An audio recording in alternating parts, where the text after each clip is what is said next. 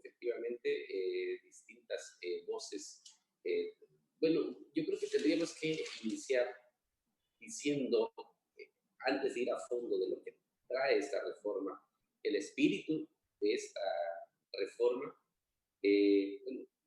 bueno, mal hecho desde el momento en que fue un albazo, esa práctica que pareciera del pasado, que en la cuarta transformación ya no debería ocurrir. Hicieron una aprobación, una sesión a la medianoche, Así como, es. perdón por el término, como los bandidos a medianoche.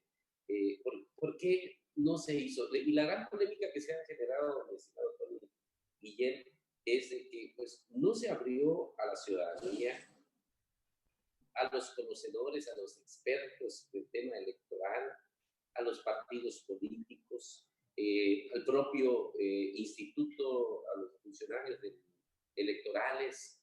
O sea, yo me atrevo a pensar, más bien diría asegurar, que ni los propios diputados que aprobaron y algunos que votaron en contra, conocieron ni leyeron, menos que hayan tenido el tiempo para analizar estas reformas que han generado una gran, una gran inquietud política en la estructura de los partidos políticos.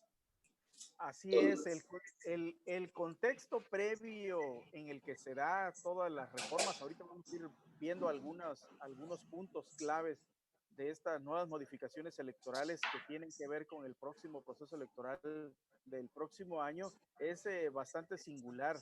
Y en efecto, tiene razón, director, y el público de Ultimátum que nos está siguiendo, seguramente recuerda aquellas historias donde todo se hacía en los sótanos del poder, en los estacionamientos a oscuras, y nuevamente no esperábamos que esas prácticas históricas con referencia al dinosaurismo del PRI, que se señalaba, se criticaba, por desgracia vemos nuevamente esos signos, y eso, para empezar, no son muy buenas noticias, y peores noticias son lo que se fue concretando en las siguientes horas. Empezó en la noche del viernes y terminó en la madrugada del sábado, pues ya venía vislumbrándose cómo venía todo este contexto. Alguien del Congreso me decía, pero Tony, ¿por qué te preocupas? Y recordaba una frase de los políticos de Estados Unidos: los jugadores cambian, pero el juego sigue siendo el mismo, el poder. pues Una, lamentable, ¿no? Eso está ocurriendo. Pues, una pena en esta democracia nueva. se supone que estamos en la 4T, entonces no Así tenía por qué ocurrir así una reforma a la medianoche, digo, algo extraordinario. Oye, y ah, fíjate, pero además el contenido de la reforma está muy discutido. para De empezar. entrada, de entrada pues hay en algunos puntos de la reforma, por ejemplo, esto que tengan derecho a votar, por decirte algo, a votar quienes estén bajo un proceso judicial, es algo que el presidente Andrés Manuel viene planteando, pero para el 24, no para las elecciones del 21. Así es, sí. Y todos sabemos que una ley estatal no puede estar por encima de una ley federal. Entonces, pues fíjate, ¿sabías quién arrastró el lápiz? O por lo menos fue encargado de arrastrar el lápiz para hacer esta iniciativa. ¿No? ¿Quién crees?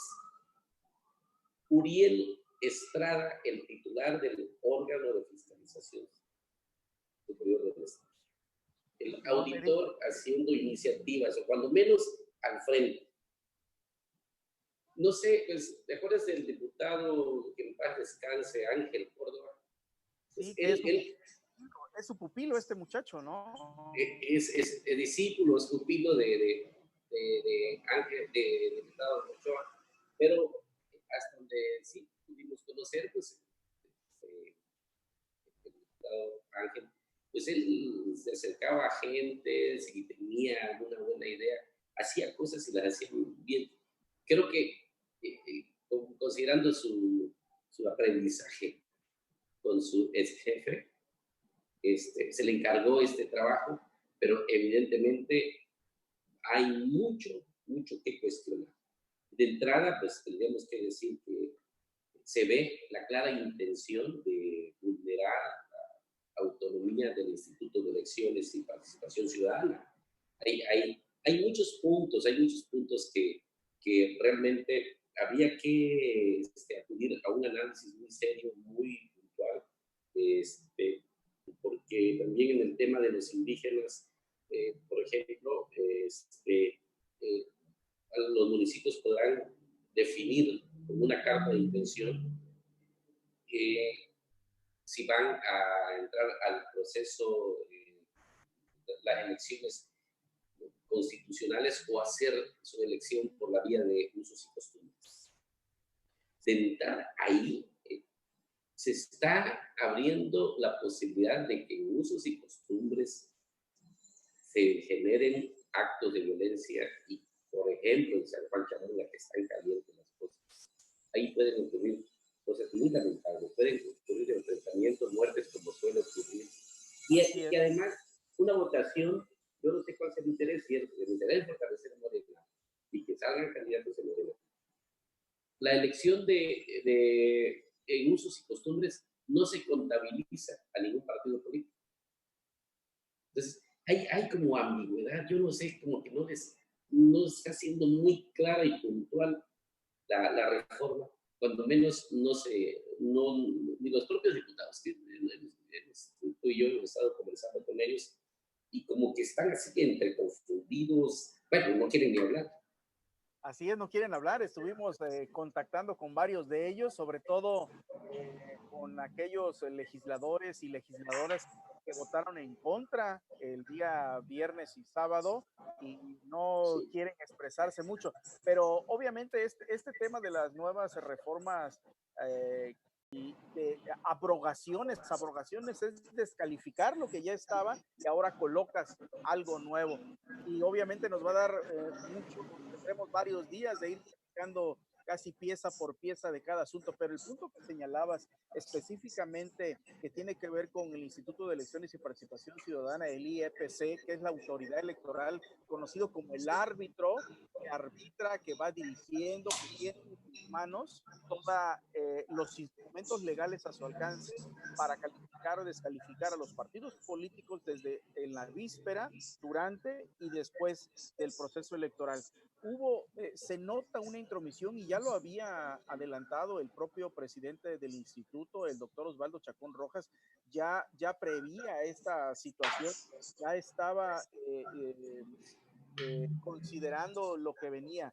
Antes los partidos políticos tenían voz en la participación del Consejo General de las sesiones de trabajo de la autoridad electoral. Pero ahora, en efecto, pareciera que sigue igual, no tiene voto, eso lo tiene, voz y voto lo tiene la autoridad electoral, los consejeros. Pero ahora los partidos políticos tienen un agregado que, por supuesto, violenta la autoridad electoral, porque ahora un representante de un partido político, sea del color que sea, si un día se le antoja no llegar, ¿sabes qué va a pasar, director y público? No va a haber sesión. Se le está dando una mega facultad a un representante político que por supuesto tiene derechos y obligaciones también, pero no en una sesión. ¿Y qué es lo que pasa? Para traducirlo en términos llanos, ejerce un control inmediato a la hora de la sesión y no solamente de forma, sino también de fondo, porque ahora también hay que informarle a los partidos políticos perdiendo la facultad íntima del acceso a la información. eh, Se le tiene que consultar e informar si hay alguna violación en materia electoral a cualquier partido político y el partido, imagínate, si tú eres representante del PRI y te enteras antes de tiempo de la sesión que hay una sanción administrativa en tu contra, ¿qué vas a hacer ese día? No llegas, No vas, punto. boicoteas y Lo obviamente, revientas.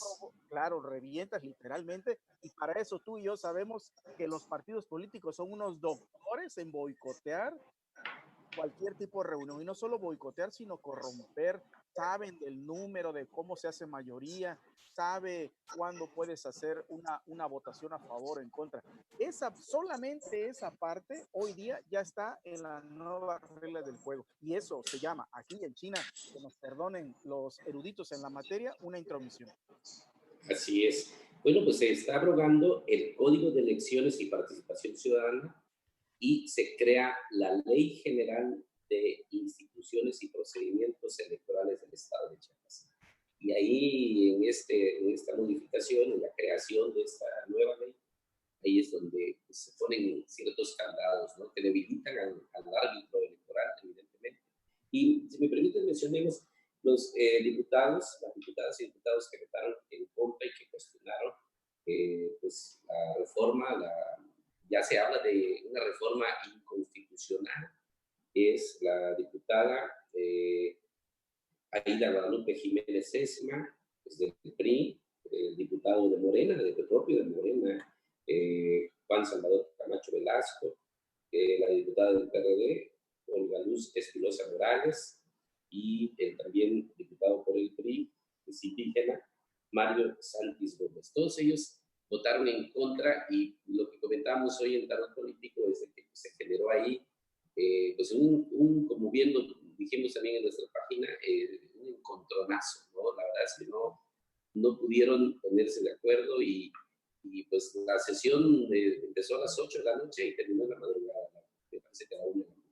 Así es, otro punto que seguramente va a estar muy debatido y que va a ser, todavía vienen las críticas más severas, más agudas, es en el siguiente punto que es los usos y costumbres y la participación de nuestros pueblos originarios. Yo creo que eso es un tema que va a dar mucho de qué hablar, porque si algo se ha peleado a lo largo del tiempo, no solamente ahora, antes de la 4T, también se discutía mucho de la participación y los usos y costumbres no solamente se tratan del número de participantes, sino está ligado, está vinculado el tema de la participación de las mujeres, porque ahora ya, y, y justamente en este contexto de lo que ha pasado en el Congreso, días antes ya se había votado a favor de darle más espacios, más poder a la inclusión de las mujeres y ahora pareciera que hay un retraso. Entonces la pregunta es, que algunos dicen que es de vanguardia a nivel nacional, incluso a nivel internacional, pareciera que no es así, porque el PRI con su representante indígena se ha referido a que este es un asunto incluso no solo nacional, sino internacional, y que esto va a tener una gran controversia constitucional en este solo apartado de la participación de los pueblos indígenas, porque se retrocede y Así es. evidentemente se sabe en una lectura política que la fuerza de otros partidos diferente a Morena está en las comunidades indígenas y ahí es donde las sospechas del poder por el poder en el próximo proceso electoral ya se están haciendo estas estrategias. Seguramente pueden haber otras lecturas, pero de asomo, esta sería una de la capacidad de movilización que pudiera tener el PRI con sus comunidades indígenas y con otros aliados para la víspera electoral. Muy bien, otro punto que vale la pena comentar, y yo creo que comenzamos el tema con esto, pues la posibilidad de la reelección de presidentes municipales. Que fíjate que allá a nivel municipal, el ámbito político municipal, son los que estaban más inquietos y preocupados en la paz. Bueno, sí podrá haber elección. Esta reforma, esta iniciativa del señor se plantea eso, solo que tendrá que separarse del cargo 120 días antes de que inicie, ¿no? la campaña. Me parece que decir en esos términos sería, y te imaginas, 120, antes eran 90 días. 90 días. Ahora lo subieron 30 días. ¿Te imaginas en el caso de los presidentes municipales que vayan a participar en la reelección, el vacío que se va a generar, la ingobernabilidad que va a haber en los municipios con un presidente con licencia que ya pidió licencia para separarse del cargo y que es aspirante a gobernar nuevamente, los grupos políticos, los partidos políticos, los grupos que están buscando espacios en el poder. Se va a hacer una rebatida de 4 meses que vas a dejar a un encargado. Y yo no me quiero imaginar, la verdad es que es un tema muy polémico, esto de la reducción de los presupuestos. Así es otro punto, te acordarás, director y público de Ultimátum, que no se debatió en la primera sesión, porque incluso modificar de manera significativa la reelección, por ahí estaba el ruido, pero no era el punto de la reelección. Esa reelección va a continuar porque es un apartado nacional y sería un retroceso que eso se hiciera, pero no fue así, sino más bien en la forma. Y ahí una de las lecturas que se le ha dado de algunos expertos es que ese vacío lo va a cubrir alguna autoridad superior al ayuntamiento, sobre todo en tu revisión como alcalde de tu cuenta pública. Y ahí vienen los candados, las maniobras, porque no es lo mismo hacer campaña adentro, porque finalmente hay algunos adelantaditos por ahí, como se ha notado, que ya estaban ahí moviéndose, y ahora los bajas, pero ya bajo un control administrativo. Ese vacío será físico, pero realmente ese vacío alguien lo va a cubrir, y lo va a cubrir la auditoría, ahí nuestro amigo ahí que tiró el lápiz, ¿cómo se llama este? Uriel Estrada. Uriel y su gente van a estar pendientes de la cuenta pública, etcétera. La traducción es control también sobre aquellos alcaldes que pudieran haber hecho un trabajo, pero ahora lo van a pelear desde afuera, ya no en la silla. Y también te acordarás que habían ya unos candados adelantados ahí, que se habían puesto restricciones para que no quedaran herencias en la primera o segunda línea consanguínea, también ya no quedara el yerno, ya, o sea, no es, ya viene una ola, una serie de temas que hoy día Sí. ya ven traducido, que es una nueva ley, son reglas del juego. Que dicho sea de paso, también se está haciendo en Tabasco, también se está haciendo en otros lados. Mira, en Tabasco, el mismo día que sesionó aquí el Congreso local, allá en Tabasco sesionó, y como es mayoría morenista y gobierno morenista, Oye, se fueron a la yugular. Se fueron a la yugular sin pena y le quitaron 11 oficinas al Instituto Estatal Electoral allá en Tabasco. Ahí está el tema, ¿no? Acá no se hizo de tal manera, pero hay todo un interés, se ve la introducción. Sí, la fiscalización de recursos, las auditorías que ya tenía su propia administración, el IEPC, ahora ya va a haber una parte externa que también va a estar revisando. Todavía estamos, como bien lo comentas en tu columna, director, estamos tocando apenas el borde, nos estamos asomando tantito asomando un poco de la dimensión que viene. Incluso yo estoy convencido que algunos diputados ni se enteran de lo que está pasando, ni se enteraron de lo que votaron. No alcanzan a interpretar. Pero, en fin, pues vamos a estar muy atentos porque, pues, con estas nuevas reglas del juego vamos a encarar el proceso electoral del próximo año. Así que, pues, amigas, amigos, oye, déjame dar un dato. Fíjate, hoy subimos el licenciado Raciel Salazar, tiene el problema del COVID-19 y se encuentra bastante delicado, apenas le escucha la voz. Así que le damos el dato ahí a nuestros seguidores y muchos amigos de muchos conocidos enfrentando esta pandemia. A cuidarnos, a seguir cuidándonos. El doctor Chafirete sigue diciendo sus barbaridades, ¿no? Oye, sigue siendo objeto. Hoy Televisa. Tantos casos y hoy entramos a semáforo naranja, a ver cómo nos va. Por favor. Pero, en fin. Hoy te decía, hoy Televisa se refirió al caso. Es motivo de mofa, de burla, y creo que también en el programa de Luis hoy de noche van a abordar este tema. La verdad es que dio de qué hablar y no sé qué se espera. Va a ser un desenlace interesante ahí en ese sector de salud. Así es. Bueno, pues amigas, amigos, hoy adelantamos, a partir de mañana vamos a tener una nueva dinámica. comentarles, vamos a hacer hasta las 12 la entrevista a la 1 y abrimos a partir de este lunes 29 de julio 2 noticieros.